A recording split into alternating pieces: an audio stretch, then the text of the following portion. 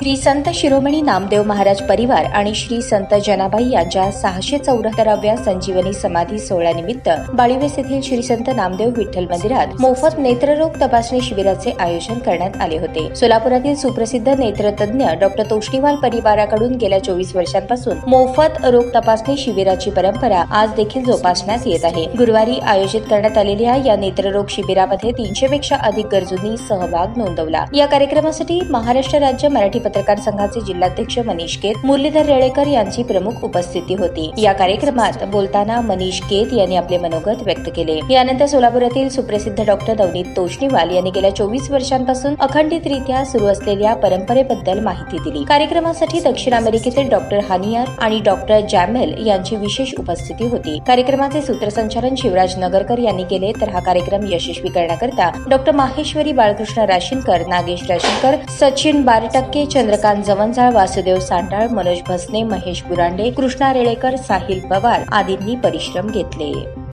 ताज्या बातम्या पाहण्यासाठी प्राईम मीडिया न्यूज चॅनलला सबस्क्राईब करा आणि बेल आयकॉन प्रेस करा।